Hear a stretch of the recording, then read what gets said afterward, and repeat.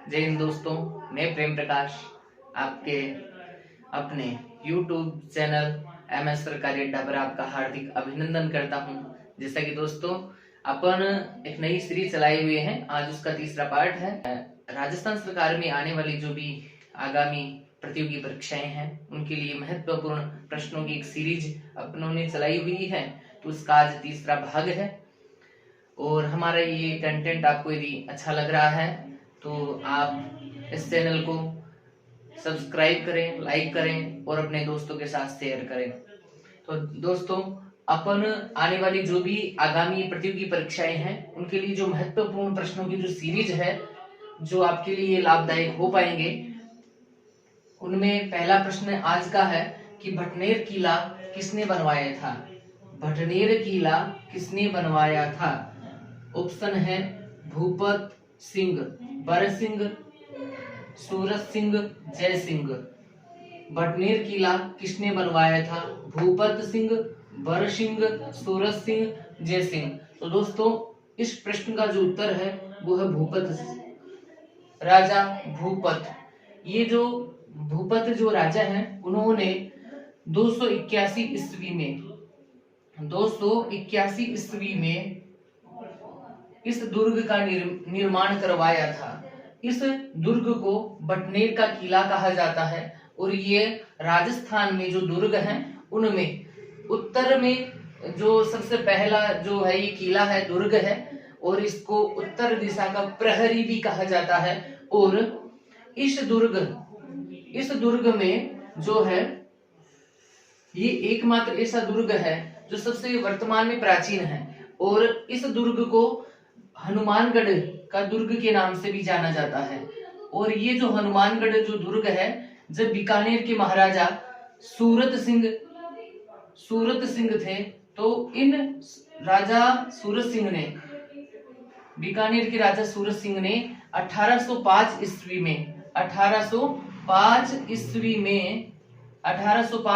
में मंगलवार के दिन इस दुर्ग को जीता था, भटनेर के दुर्ग को, और तब इसका नामकरण हनुमानगढ़ का किला किया गया। वर्तमान में हम भटनेर के दुर्ग को हनुमानगढ़ का दुर्ग के नाम से भी जानते हैं। तो दोस्तों इस प्रश्न का जो उत्तर है वो है भूपत। अब देखते हैं अगला जो प्रश्न है वो है राजस्थानी चित्रकला का सबसे पहला वैज्ञानिक वर्गीकरण किसने प्रस्तुत किया? राजस्थानी चित्रकला का सबसे पहला वैज्ञानिक वर्गीकरण किसने प्रस्तुत किया? तो दोस्तों इनमें जो है ऑप्शन है WG आर्चर, ऑप्शन बी है आनंद कुमार स्वामी, ऑप्शन सी है डॉक्टर फयाज अली और ऑप्शन डी है एरिक डिक्सन। तो दोस्तों इस प्रश्न का जो उत्तर होगा वो होगा आनंद कुमार स्वामी। राजस्थानी चित्रकला का सबसे पहला जो वर्गीकरण है वो आनंद कुमार स्वामी ने किया। आनंद कुमार स्वामी ने सन 1916 में, इनकी एक पुस्तक है जो 1916 में मतलब प्रस्तुत की गई। 1916 में इस पुस्तक को लिखा गया। पुस्तक का नाम है राजपूताना पेंटिंग्स।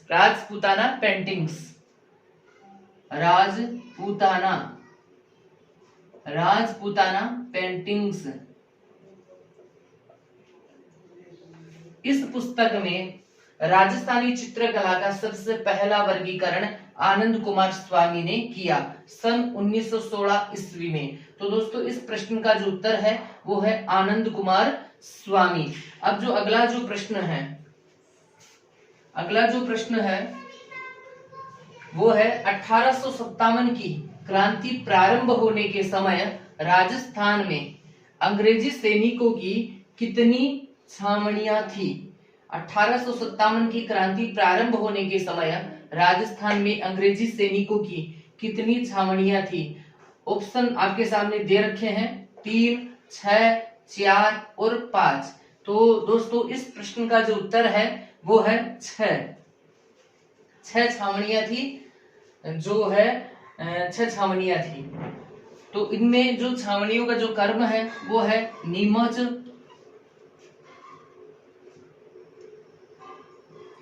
नीमच है, नीमच के बाद में है नशीराबाद, नसीराबाद, बाद में है देवली, देवली, और बाद में है एरिनपुरा।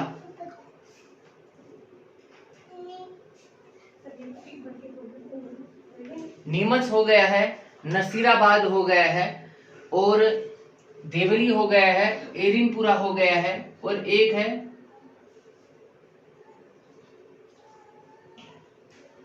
ब्यावर, और एक है नशीराबाद, नीमच, देवली, एरिनपुरा, ब्यावर और खेरवाड़ा, खेरवाड़ा। दोस्तों मैं आपको बता देता हूं वर्तमान में जो इनकी स्थितियां हैं, ये नीमच जो है वो एमपी में है, नीमच है वर्तमान में एमपी में है, जो कि राजस्थान से बाहर यदि अपन देखें तो एकमात्र जो छावनी है वो नीमच है, और नसीराबाद वर्तमान में अजमेर में है, देवली वर्तमान समय में टोंक में है, एरिनपुरा जो है वो जोधपुर में है, ब्यावर है वो अजमेर में है, खेरवाड़ा उदयपुर में है। तो दोस्तों ये 6 छावनियां उस समय जब 1857 की क्रांति प्रारंभ हुई उस समय जो है अंग्रेजी जो सैनिकों की जो छावनियां थी वो 6 थी। उनमें नीमच, नशीराबाद, देवली, एरिनपुरा, ब्यावर, खेरवाड़ा क्रमशः रही है। इसी के साथ ये अपना जो प्रश्न है वो पूर्ण होता है। अब आगे जो प्रश्न है वो है सहेलियों की बाड़ी। सहेलियों की बाड़ी के निर्माणकर्ता थे, सहेलियों की बाड़ी के निर्माणकर्ता थे निम्न में से कौन है? Uday Singh second, Pratap Singh second, Jagat Singh first, संग्राम सिंह सेकंड। तो दोस्तों इस प्रश्न का जो उत्तर सही उत्तर है वो है संग्राम सिंह द्वितीय। संग्राम सिंह द्वितीय ने सहेलियों की बाड़ी का निर्माण करवाया, और वर्तमान समय में ये जो सहेलियों की जो बाड़ी है वो जिला जो है अपना उदयपुर सिटी, उदयपुर जो जिला है उस उदयपुर में ये सहेलियों की बाड़ी स्थित है, जो कि महाराजा संग्राम सिंह द्वितीय ने इस सहेलियों की जो बाड़ी है इसका निर्माण करवाया। अर्थात संग्राम सिंह जो द्वितीय है वो सहेलियों की बाड़ी के निर्माणकर्ता रहे हैं या निर्माणकर्ता थे। तो अगला जो प्रश्न जो है वो है किस रम्मत के कलाकार ने महात्मा गांधी को स्वतंत्र बावनी पुस्तक भेंट की थी? किस रम्मत कलाकार ने महात्मा गांधी जी को स्वतंत्र बावनी पुस्तक भेंट की थी? तुलसीराम, सुआराम, फागू महाराज, तेज कवि, जैसलमेरी। पुनः आप सुने ऑप्शन तुलसीराम, सुआ महाराज, फागू महाराज, तेज कवि, जैसलमेरी। तो दोस्तों इस प्रश्न का जो सही उत्तर जो है वो है तेज कवि जैसलमेरी। तेज कवि जैसलमेरी इस प्रश्न का सही आंसर है। अब अपन कल भी अपने सामने एक रम्मत से संबंधित एक प्रश्न आया था, उस प्रश्न में अपन ने मतलब जाना कि रम्मत जो है उसकी जो उत्पत्ति है वो जैसलमेर से हुई है, जैसलमेर से हुई है, लेकिन जिसकी जो प्रसिद्धि है वो बीकानेर से हुई है। और रम्मत के जो कलाकार हैं उनको खेलार कहा जाता है दोस्तों, खेलार कहा जाता है।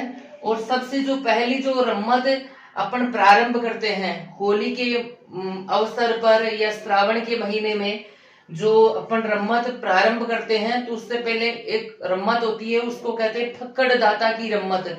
फक्कड़ दाता की रम्मत से ये जो रम्मत है वो प्रारंभ होती है। और इन जो तेज कवि जो जैसलमेरी हैं इनकी भी कई प्रकार की रम्मतें हैं, स्वतंत्र बावनी है, भरतरी है, आदि कई प्रकार की जो रम्मतें हैं इन्होंने लिखी हैं तेज कवि जैसलमेरी जी ने। और भी कई प्रकार की कल आपको बताया था कि रम्मतें रही हैं जिनमें लैला मजनू है और भरतरी है ना, और भी कई प्रकार की जो रम्मतें बताई आपको फकड़ दाता ही रम्मत है, और ये जो प्रसिद्ध जो है वो बीकानेर की है। तो दोस्तों इस प्रश्न का जो है उत्तर है कि महात्मा गांधी जी को स्वतंत्र भावनी पुस्तक किस रम्मत कलाकार ने भेंट की? तो उत्तर है तेज कवि जैसलमेरी, तेज कवि जैसलमेरी जी। अगला जो प्रश्न है वो है कि निम्नलिखित में से सुमेलित मंदिर और स्थानों में से नहीं है।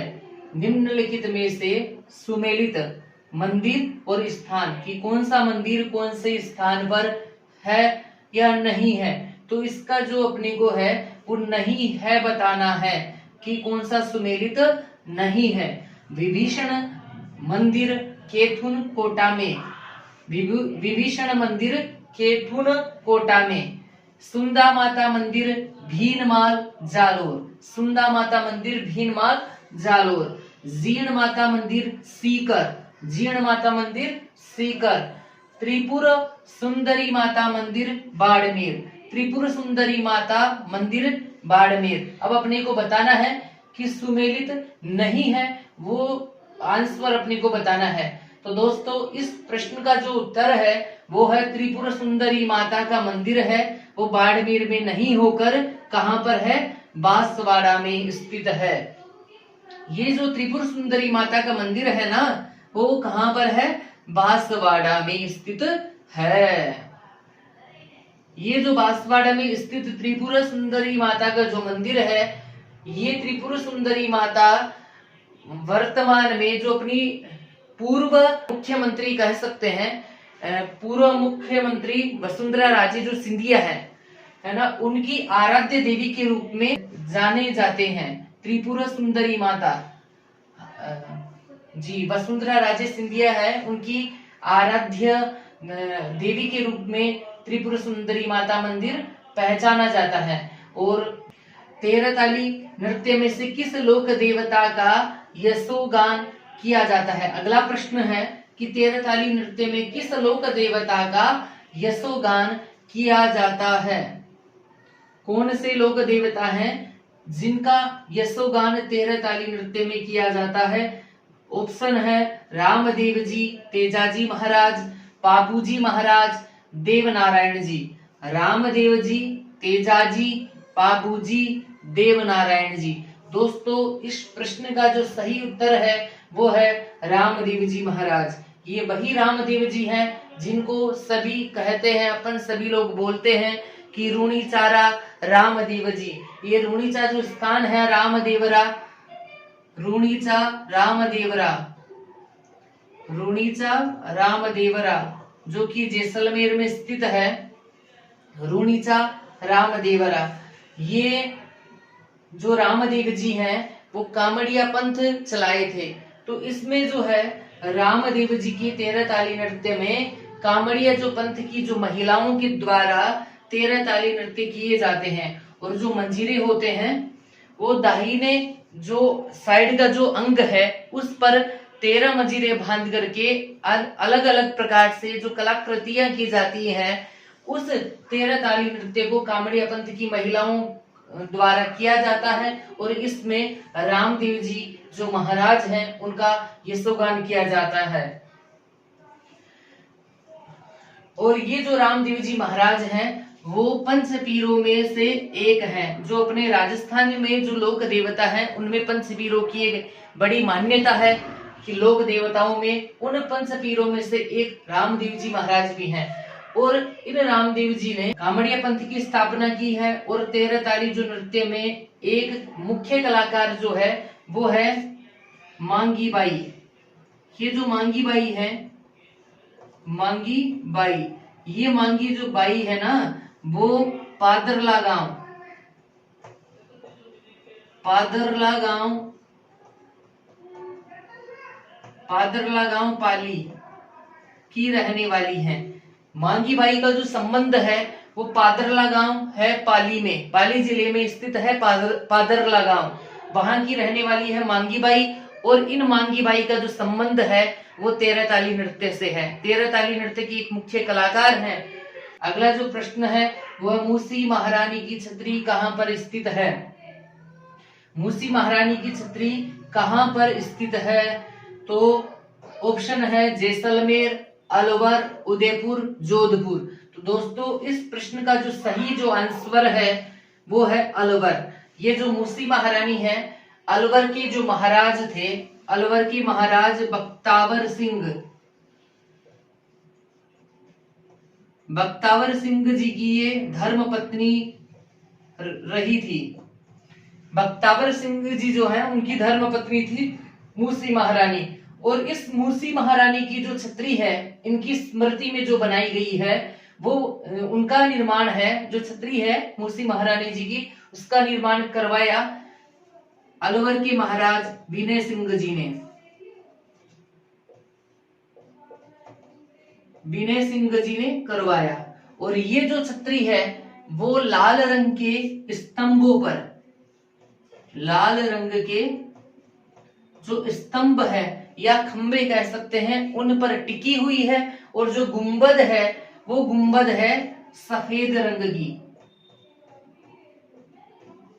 सफेद रंग की है।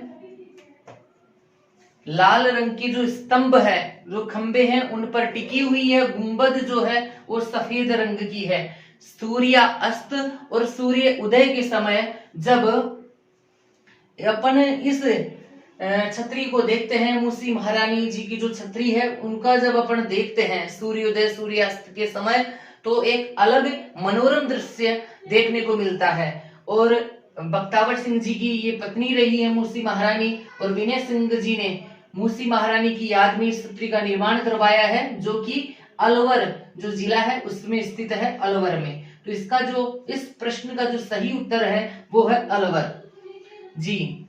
अगला जो प्रश्न है दोस्तों, अगला प्रश्न है कि शीतकालीन जो वर्षा है जिसे अपन कहते हैं मावठ, शीतकालीन वर्षा मावठ होती है, किस कारण से जो है वो शीतकालीन वर्षा है वो मावठ होती है? कौन सा कारण है? दक्षिणी पश्चिमी मानसून के द्वारा, पश्चिमी विक्षोभों के द्वारा, उत्तरी पूर्वी मानसून के द्वारा, दक्षिण पूर्वी मानसून के द्वारा। मतलब कौन से मानसून के द्वारा शीतकालीन वर्षा मावठ होती है? जो मावठ है वो कौन से मानसून के द्वारा होती है? तो दोस्तों इस प्रश्न का जो सही उत्तर है वो है पश्चिमी विक्षोभों के द्वारा। जो भूमध्य सागरीय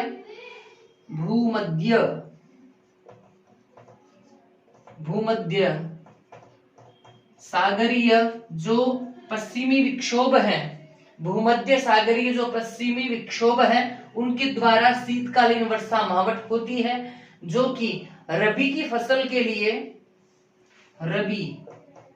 रबी की फसल के लिए लाभदायक है।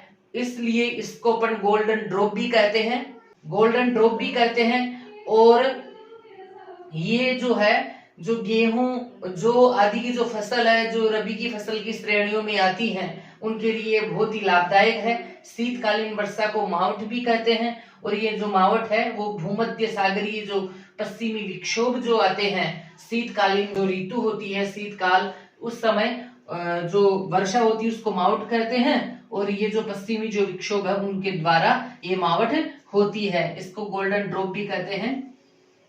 और ये रबी की फसलों के लिए उपयुक्त है, लाभदायक है। आगे जो प्रश्न है वो है कामायचा या कमायचा है। कमायचा है प्रश्न जो है वो परीक्षा में ऐसा ही पूछा गया है कि कमायचा है। तो निम्न में से कमायचा कहते किसे हैं? तो ऑप्शन दे रखे हैं लोक नृत्य, राजस्थानी बोली, लोकगीत, वाद्य यंत्र। तो दोस्तों ऑप्शन है लोक नृत्य, राजस्थानी बोली, लोकगीत, वाद्य यंत्र। तो अपना जो प्रश्न है इसका जो सही जो उत्तर है, सही आंसर है वो है वाद्य यंत्र। ये वाद्य यंत्र कई प्रकार के श्रेणियों में बटे हुए हैं, जैसे कि तत्वाद्य यंत्र है, घन वाद्य यंत्र है, सुशीर वाद्य यंत्र है। तो उसी प्रकार जो कमायचा है वो तत्वाद्य यंत्रों की श्रेणियों में लिया गया है। तत्वाद्य यंत्र की जो है उस श्रेणी से लिया गया है कमायचा। अब ये कमायचा है, ये जो है लकड़ी का बना होता है, ठीक है ना, और इसमें जो तार लगे होते हैं। कमायचा को सारंगी की रानी कहा गया है। जो सारंगी है, सारंगी जैसा ही दिखता है कमायचा, और कमायचा को सारंगी की रानी कहा गया है। कमायचा एक प्रकार का वाद्य यंत्र है और ये तत् वाद्य यंत्र की श्रेणी में आता है। जी दोस्तों, आज यहीं तक ये जो भाग है वो यहीं तक रहने वाला है। तो दोस्तों, हमारा ये जो कंटेंट है आपको पसंद आ रहा है, उसको सब्सक्राइब करें, लाइक करें, अपने दोस्तों के साथ शेयर करें। बहुत बहुत धन्यवाद। जय हिंद, जय भारत।